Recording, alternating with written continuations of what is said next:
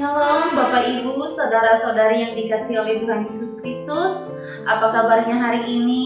Kiranya kita tetap dalam keadaan baik, sukacita, karena kita meyakini bahwa Tuhan senantiasa ada bersama dengan kita dan menuntun setiap langkah kehidupan kita, sehingga hingga sampai saat ini kita ada sebagaimana ada semata-mata oleh karena kemurahan Allah bagi kita. Puji nama Tuhan. Malam hari ini saya mengajak kita semua untuk merenungkan sebagian dari firman Tuhan yang tertulis dalam 1 Petrus pasal yang kedua, ayat yang ke-13 sampai ayat 17. Beginilah bunyi firman Tuhan. Tunduklah karena Allah kepada semua lembaga manusia, baik kepada raja sebagai pemegang kekuasaan yang tertinggi, maupun kepada wali-wali yang diutusnya untuk menghukum orang-orang yang berbuat jahat dan menghormati orang-orang yang berbuat baik. Sebab beginilah kehendak Allah, yaitu supaya dengan berbuat baik kamu membungkamkan kepicikan orang-orang yang bodoh.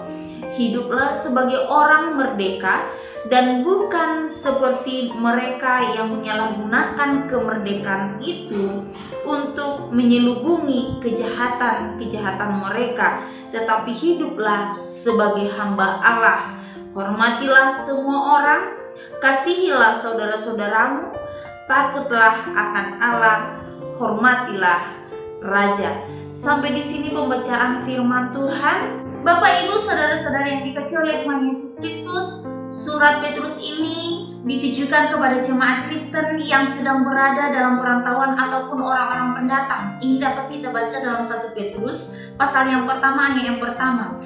Dan menurut catatan Alkitab sejarah suci, dikatakan waktu surat ini ditulis, orang-orang Kristen sedang berada dalam berbagai macam penderitaan dan penganiayaan.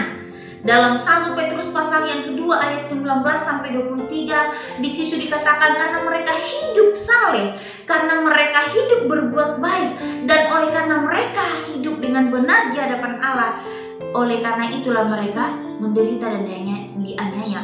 Dan dalam 1 Petrus pasal 4 ayat 14 dikatakan di sana mereka dinista oleh karena nama Kristus. Dan dalam 1 Petrus 3 ayat 9 sampai 10 dikatakan mereka dicaci maki oleh orang-orang yang belum diselamatkan. Dalam catatan Alkitab mengatakan dengan penganiayaan ini, dengan penderitaan yang mereka alami, ada dari jemaat yang tetap bertahan, namun ada juga dari antara mereka akhirnya murtad oleh karena penderitaan dan penganiayaan tersebut. Penekanan firman Tuhan yang disampaikan oleh Petrus adalah dalam keadaan bagaimanapun yang kita alami, sebagai orang percaya kepada Tuhan Yesus, kita harus tetap bertumbuh di dalam iman. Sulit, berat, dalam keadaan tertekan dan sakit sekalipun, oleh karena keadaan, kita sebagai orang yang percaya kepada Tuhan harus tetap bertumbuh di dalam iman. Bagaimana caranya supaya kita tetap bertumbuh dalam iman di tengah-tengah situasi sulit yang kita alami? Dalam ayat yang ke-6 berkata, hiduplah sebagai orang merdeka. Hiduplah sebagai orang merdeka. Ciri orang yang sudah merdeka, kalau dikatakan ayat yang ke-7 adalah dia adalah orang yang menghormati semua orang, dia adalah orang yang mengasihi saudara-saudara, dia adalah orang yang takut akan Tuhan, dia adalah orang yang hormat akan raja.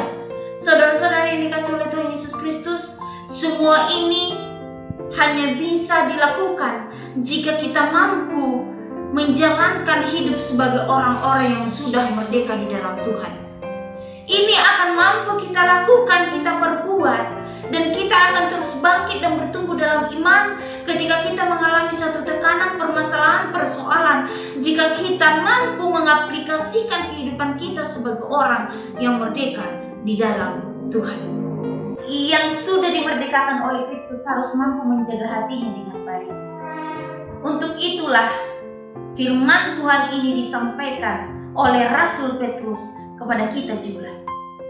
Supaya kita sebagai umat yang sudah menerima tebusan Allah, supaya kita sebagai umat yang sudah dimerdekakan oleh Kristus, akhirnya kita mampu menjaga hati kita dengan baik.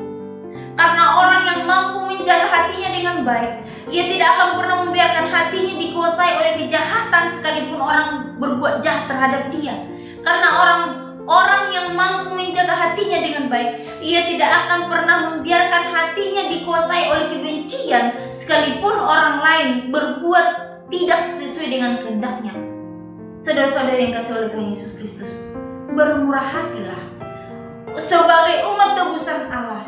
Bermurah hatilah sebagai orang yang sudah dimerdekakan oleh Kristus, supaya pada akhirnya ketika kita mengalami tekanan sekalipun oleh karena Kristus, kita tetap bertahan dalam iman percaya kita, karena itulah yang dikehendaki oleh Allah bagi kita. Ingat, Yesus Kristus sudah terlebih dahulu menderita oleh karena kita.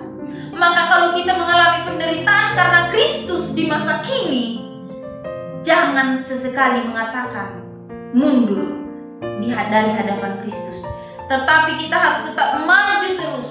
Kita harus tetap berjuang melakukan kebenaran. Sekalipun kita harus mengalami penderitaan karena Kristus, biarlah itu terjadi. Karena yang terpenting adalah keselamatan jiwa kita.